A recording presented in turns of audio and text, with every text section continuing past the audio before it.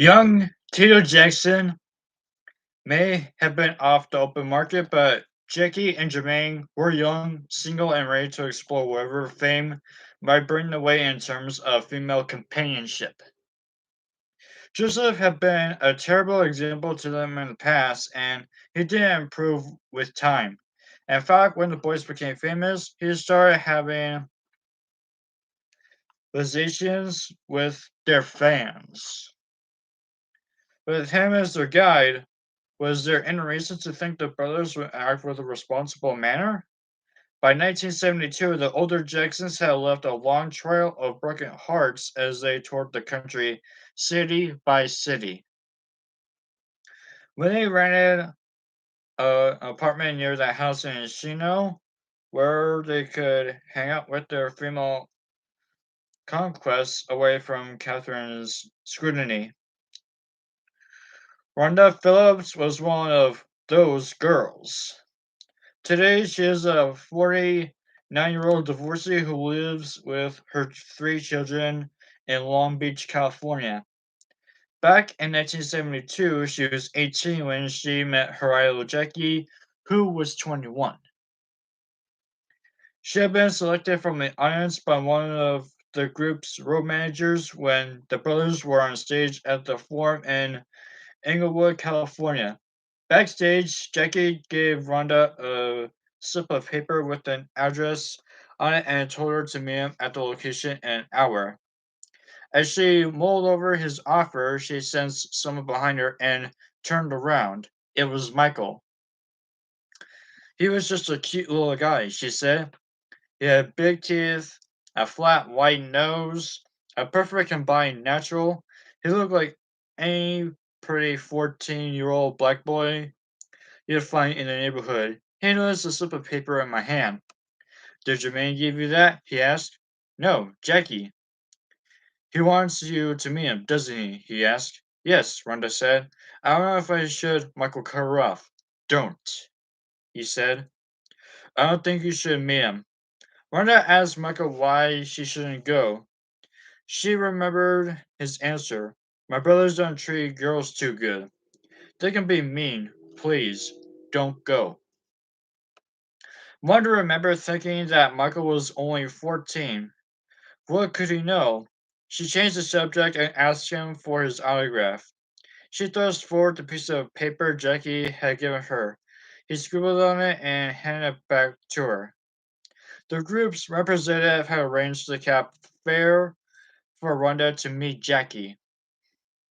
She was taken to the Jackson's apartment in Encino, and as the car pulled up to the curb, she happened to turn over the slip of paper in her hand and realized that Michael had written over than just his name on the back of it. There was a message. I hope you don't go. It was signed, Michael Jackson. She went inside the apartment complex, found the Jacksons, and had with Jackie. I won't be able to see you after this, she said. He told her when they were finished. She began to cry. Suddenly, I was ashamed, she recalled many years later. He held me for a little while and then told me that someone from Motown would be waiting outside to take me home. He kissed me and I left. The whole thing took less than half an hour. As Rhonda was talking down to the street, a white Rolls Royce pulled up. Michael and Marlon was sitting in the back seat. The car pulled up to the curb. The boys got out and Marlon ran past Rhonda up to the apartment. Michael came over to her. What are you doing here? He asked, his tone accusatory. Were you up there with Jackie? Yeah, I was, she answered. Did you have? Michael wanted to know. Rhonda began to cry. Michael shook his head sadly. I'm sorry, he said. Did he make you do it? No, of course not. I wanted to. You wanted to? Michael asked, seeming astonished. But why would you want to? When I got into the car, she rolled down the window. Michael was still standing at the curb. Are you going to be all right? He asked. Yeah, I will be, she answered. By now, I was sobbing, Rhonda recalled. I rolled up the window and the car pulled off. I looked out the back window, and the last thing I saw was Michael Jackson standing there waving goodbye to me. During these salad days, Michael, 14, often shared a room with his brother Marlon, 15, and Jermaine, 17. Jermaine would wait for their security man, Bill Bray, to go to sleep before sneaking down to the lobby to pick up girls. Often, he would bring them back to the room and then instruct Marlon and Michael to, as Marlon would call it, play sleep. Yolanda Lewis is today 46, married, and living in St. Louis. In an interview, she recalled an experience she had with Jermaine Jackson in 1972 when she was 16. I was a real groupie, she remembered, and the boys did a concert in Cleveland where I was living at the time. Afterward, a group of us girls went to the hotel where we knew they were staying. We had our J5, but tons and posters just wanted autographs, hoping to see the guys. Maybe get a picture with them. Jermaine came down and struck up a conversation with a few of us. He was sweet, shy. He pulled me off to the side and asked me if I would like to come up with his room. Of course, I said yes. He was so handsome with his big natural and white teeth. We got up to the room and I walked in behind Jermaine. It was pitch black with just a nightlight in the corner. Michael and Marlon are sleeping, he whispered to me, so we have to be quiet. Take off your clothes, quick. He wasn't exactly romantic. I jumped into bed with him and he climbed on top of me. As he climaxed, he shuddered so loudly I was afraid he would wake up Marlon and Michael, who were sleeping 3 feet away in the next bed, or at least I thought they were sleeping. As I slipped, as I was slipping out of the room, I heard Michael said to Jermaine, "Nice job. Now can we please get some sleep?" It would be a couple of years before Marlon began playing around with groupies. However, Michael was never a player. He simply wasn't interested and thought his brother's behavior toward their female fans was deliberate.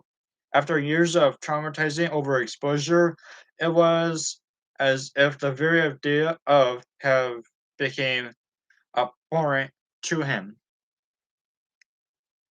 A person who has known Michael since 1974 once told me, I was having a conversation with Rebby when she said, Michael, Michael doesn't have time for girls. I asked, what kind of guy doesn't have time for girls? She said that there were special circumstances with Michael. When I asked her what she was talking about, she told me a horrible story. She said that when Michael was 15 years old, a certain member of his family, someone he trusted, I won't say who, even though Rebby did decide he was old enough to have, and that he had to have it.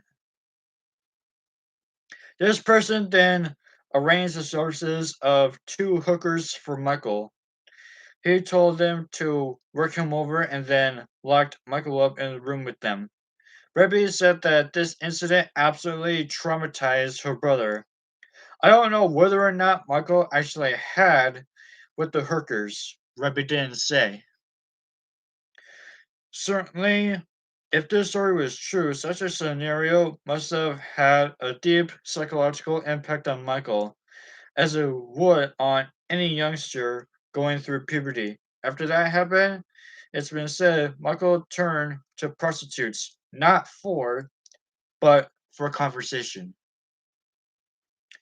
It was as if Michael had retaliated against his brother's actions with groupies by trying to reassure himself that women are good for more than just fun times in bed.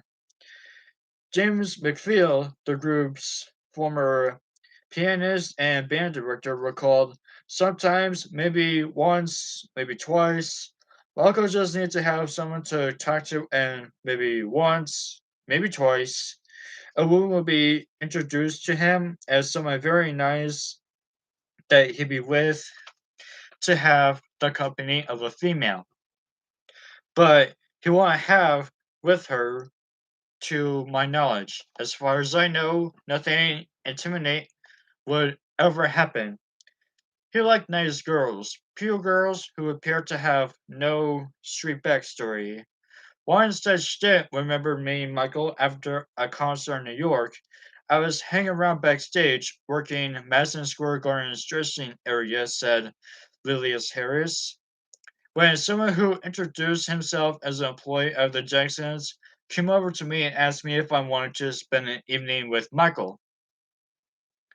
Hell yeah, I said. He asked me how much, and I told him I would do it for free. I wanted to have with Michael Jackson. Who wouldn't?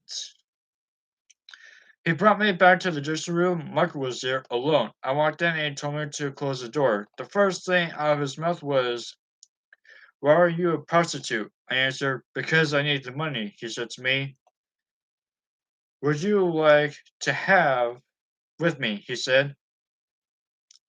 Yes, of course I would. He asked me how much it will cost. I told him no charge. He seemed interested, so I undid my blouse and showed him mine.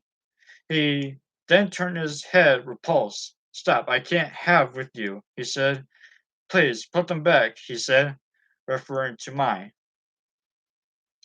When I asked him why, he told me because I just can't. I thought he meant he couldn't get a. He looked so sad. Then he said, "Can we talk about you and your life? I don't want to talk. That's why I am not here." So I gave him my telephone number. "Anytime you want to get off, you call me," I said. Michael looked at me and asked, "What does that mean, get off?"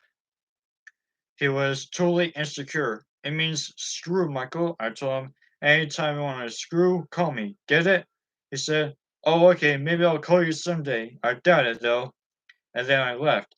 He struck me as lonely and naive, Lilius Harris concluded. He was a nice, mixed up, good looking guy who wanted female companionship. No way was he about to have that night, though. He was scared to death. I wonder if he would ever call me. He never did.